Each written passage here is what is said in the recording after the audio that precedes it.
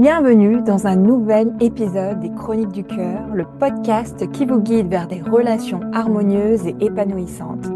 Je suis Sonia Wood, médiatrice et coach relationnel.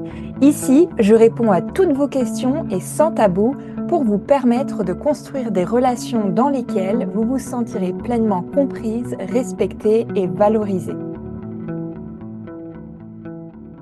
Alors aujourd'hui, on a un message qui va être vraiment intéressant et qui va me permettre de vous parler des stratégies de conflit.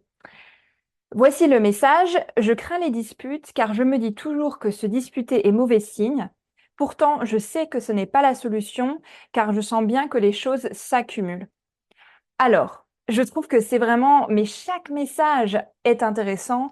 Chaque message a sa petite pépite pour justement me permettre d'aborder une spécificité ou l'autre du côté plutôt relationnel. Et donc aujourd'hui, on va parler des stratégies d'évitement. Déjà, merci pour ces messages. Ça me permet vraiment de pouvoir développer beaucoup de choses et de vous créer ce podcast en même temps que moi. Donc, je trouve ça vraiment chouette. Alors, par où commencer? Déjà, craindre les disputes, on va enlever cette culpabilité, on va enlever ce blâme qu'on se fait à soi-même en se disant: «Ah mais je devrais pas éviter les choses, faut que je sois plus courageuse, il faut que je sois ci, il faut que je sois ça». On va arrêter là, on respire un grand coup et on fait preuve d'autocompassion. Autocompassion, premier pilier dans la psychologie positive. Et c'est vraiment quelque chose qui change beaucoup dans la façon dont on va se traiter soi-même, parce qu'on a souvent tendance à être notre premier ennemi, et donc faire preuve d'autocompassion. Je le pratique de plus en plus aussi. Je me force, à force de justement d'être dans la psychologie positive, avec tous les cours que j'ai pris, de justement amener cette autocompassion. Et donc, dès que vous avez une pensée de jugement, hop, autocompassion, ayez conscience que le jugement est en train d'arriver et vous choisissez un autre chemin. C'est une question de choix. Quel comportement vous voulez avoir envers vous-même? Donc déjà, on prend un temps, rien ne presse, on fait preuve d'autocompassion. Si on a eu, et on les a toutes eues, ce genre de discours envers soi-même, ce genre de jugement: «Mais tu devrais pas faire ci, tu devrais pas faire ça, faut arrêter d'éviter la dispute, faut avoir la conversation, sois plus courageuse». Aujourd'hui, on ferme cette porte-là et on fait preuve d'autocompassion. Parce que c'est naturel de vouloir éviter certaines choses. C'est humain. Quand on sent pourquoi on évite les choses? Quand on sent en fait qu'on n'arrive pas à avoir les ressources. Soit on n'a pas les ressources et donc inconsciemment, on va se bloquer, soit on n'a pas assez confiance en soi, on hésite, on n'est pas assez sûr de soi, on a peut-être une faible estime de soi. Peut-être qu'on a les ressources, mais parce qu'on n'a pas assez confiance en soi, on va se dire: «Non mais ça, moi je ne sais pas faire», et donc on va vouloir plutôt éviter. D'autres situations, enfin d'autres raisons en fait qui peuvent éviter et qui peuvent expliquer justement l'évitement, je vais y arriver, qui peuvent expliquer l'évitement, c'est parfois la peur, consciente ou inconsciente, que on va perdre notre partenaire. Que si on se dispute, ça va altérer la relation, que si on se dispute, ça va mal finir, et que si on se dispute, eh bien en fait on va pas être aimé.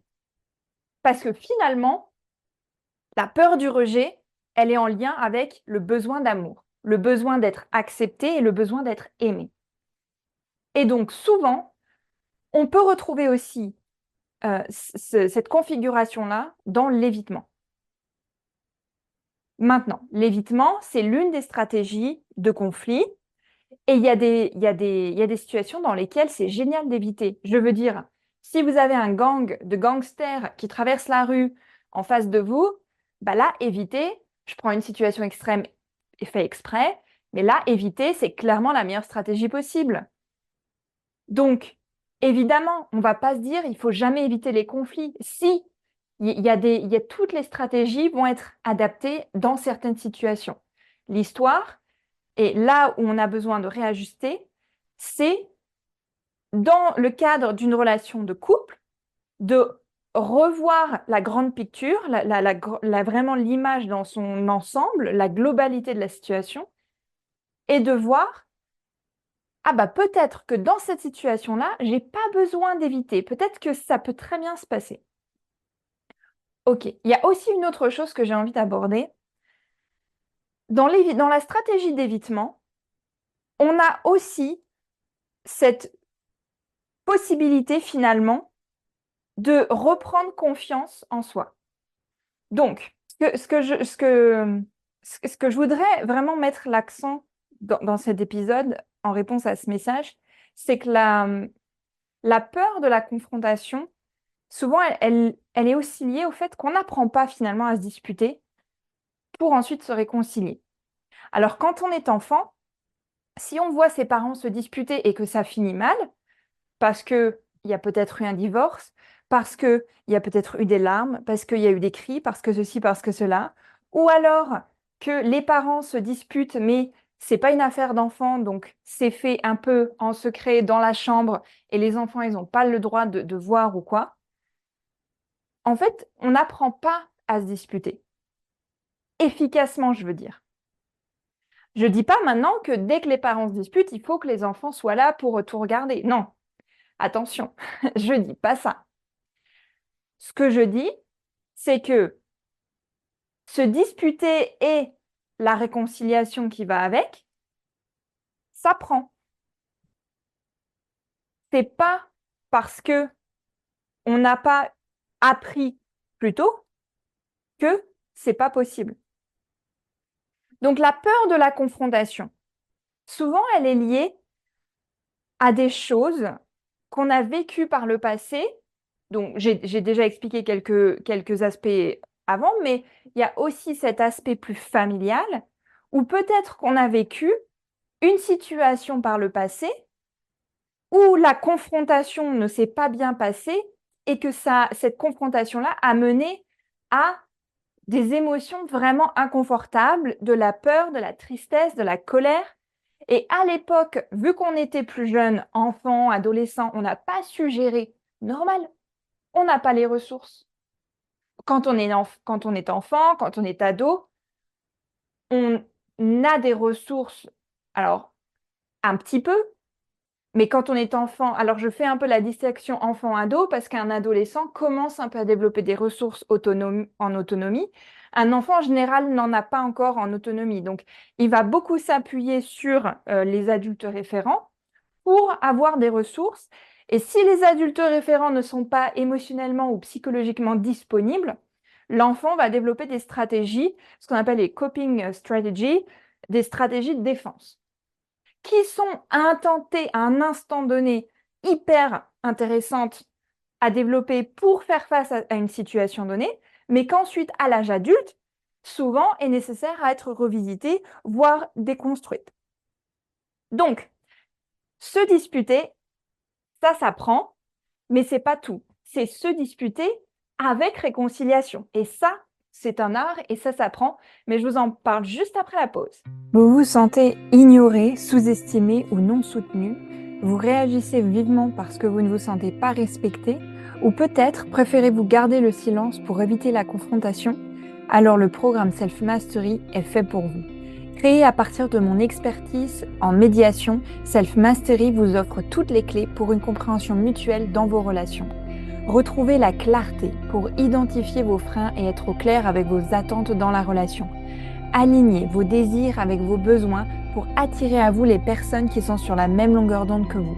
Et enfin, retrouvez l'harmonie au sein de vos relations en reprenant confiance en vous grâce à un état d'esprit positif et la maîtrise de la gestion de conflits. Vous pouvez choisir de voir que l'inconfort de la crise soit une opportunité d'évoluer incroyable et non un frein. Alors n'attendez plus et rejoignez le prochain groupe de Self Mastery à l'automne 2024. Alors, se disputer, ça s'apprend, mais c'est surtout la réconciliation qui s'apprend. Dans le schéma, disons, de dispute, on a plusieurs étapes, on a à peu près 4 étapes, et il y a à la fin la réconciliation, et la réconciliation, c'est vraiment au-delà de juste réparer le problème. La réconciliation, elle est souvent négligée. Et en médiation, moi, c'est sur ça que je travaille, c'est sur trouver une solution, éventuellement réparer, réconcilier les personnes. En médiation transformative, le focus, il est sur la réconciliation. Les médiations, disons, civiles, c'est plus focus sur la solution parce que la réconciliation n'est pas toujours nécessaire. Quand, par exemple, c'est un problème entre un business et un client ou un problème d'impayé, c'est pas forcément nécessaire. Mais par contre, dans les médiations familiales, souvent, on a besoin d'une réconciliation. Donc, apprendre à se disputer, c'est vraiment une compétence à développer. Apprendre à se disputer, qu'est-ce que ça veut dire? Ça veut dire que on va acquérir des compétences en communication, en gestion émotionnelle, en maîtrise de soi. Petit clin d'œil à mes piliers dans mon programme Self Mastery, pour justement arriver à parler d'une situation qui nous met dans un inconfort bien palpable, qui potentiellement peut créer des tensions, mais pourtant, on arrive à en discuter sans que ça prenne une ampleur vraiment hyper intense au niveau émotionnel et aussi qu'on arrive à en parler de façon constructive. Pourquoi ça ne fonctionne pas dans la plupart des cas quand les personnes essayent? Alors, heureusement qu'il y en a qui arrivent à très bien gérer leurs disputes tout seuls, quand même, c'est quand même important, mais pourquoi ça ne fonctionne pas dans pas mal de situations? Parce que, et en médiation, mais je le vois à chaque fois, parce que les personnes arrivent chargées d'émotions avec leur gros sac à dos. Imaginez la hotte du Père Noël remplie d'émotions. Bah, ils arrivent comme ça. Et dans ce contexte-là, c'est très compliqué de réfléchir de façon logique et raisonnée. Donc, toute conversation qui est drivée par des émotions intenses n'est pas souvent constructive. Donc, la gestion émotionnelle, ça va être la première chose. Ça veut dire quoi? Ça veut dire qu'on va être capable d'arriver à comprendre comment nos émotions se manifestent, dans quelle situation elles se manifestent. Et si on a une forte colère qui arrive, une forte tristesse, une forte déception, d'apprendre à gérer ça, à transcender cette émotion en quelque chose de constructif. Et en médiation, ou moi-même déjà pour moi seule, mais aussi avec mes clients dans mon accompagnement Self-Mastery, ce que je travaille, c'est surtout d'arriver à gérer l'émotion quand elles sont disponibles. Ça veut dire quoi? Ça veut dire que s'il faut mettre de côté l'émotion pendant quelque temps, pendant une demi-heure, une heure, eh bien on met de côté, on fait autre chose et on processe ensuite. Il ne s'agit pas de se forcer à processer l'émotion parce que oui, alors j'ai ma coach qui m'a dit qu'il faudrait développer l'intelligence émotionnelle. Non, il ne s'agit pas de faire ça. Il s'agit d'arriver à se connaître soi-même. Si là, tout de suite, la colère que vous ressentez ou la frustration ou la déception, elle est hyper importante et que vous sentez ça bouillonne à l'intérieur et vous avez envie de casser tous les murs et de jeter les papiers par terre et vous sentez un peu cette énergie un peu vive en vous, allez marcher. C'est la première chose à faire. C'est pas d'aller. Alors pourquoi est-ce que je me sens en colère? Pourquoi est-ce que. Non, c'est une chose après l'autre. Donc, ça fait partie de la gestion émotionnelle que de savoir, de connaître son propre fonctionnement et de savoir, à partir de quel moment, quand est-ce que je suis dispo pour m'occuper de ça. Voyez-le comme un dossier qu'il faut traiter. Le dossier colère, là, il est posé sur le bureau. Ça ne veut pas dire qu'il faut s'en occuper là tout de suite. Mais il faudra s'en occuper. Il faudra traiter ce dossier, processer la chose, mais ça ne veut pas dire qu'il faut le faire là tout de suite. Donc ça, c'est déjà une chose. Ensuite, donc, apprendre à se disputer. Quand on n'a jamais eu d'exemple d'adultes référents qui se disputent et qui montrent ensuite qu'ils arrivent à se réconcilier, je conçois bien, j'entends bien que c'est plus compliqué à faire soi-même. D'où le fait d'apprendre certaines compétences, peut-être en vous faisant aider, voilà, en parlant avec des amis, avec des personnes de confiance. Mais dans tous les cas, même si c'est maladroit, essayer quelque chose. Essayer de discuter de la situation, essayer d'aborder le sujet, même si c'est un peu délicat. Je ne vais pas développer là en 20 minutes toutes les étapes de réconciliation, toutes les étapes pour le conflit et la réconciliation, parce que ça demande beaucoup, beaucoup plus de temps pour développer et détailler. Mais dans tous les cas, on peut s'accrocher un peu à ce qu'on ressent. Moi, je dis toujours, et dans d'autres épisodes, vous l'entendrez aussi, quand vous allez parler d'un problème à quelqu'un, ne parlez pas de ce que l'autre a dit ou fait, parlez de ce que vous ressentez par rapport à ce qui a été dit ou fait. Et donc ça change tout aussi. Mettez le focus sur vous. Pourquoi on a peur de confronter les choses? Pourquoi on a tendance à éviter les disputes?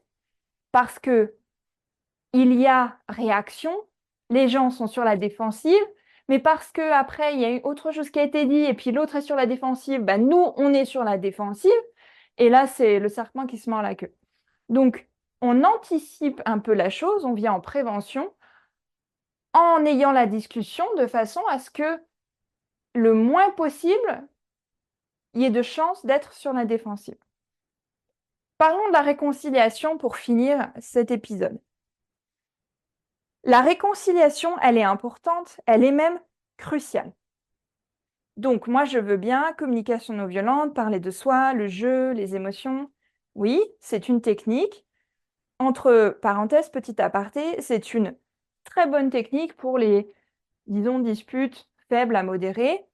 Quand il y a des choses hyper conflictuelles, dans les médiations familiales, par exemple aussi, moi, je suis sceptique sur son efficacité. De plus en plus, en fait, elle est remise en question dans certaines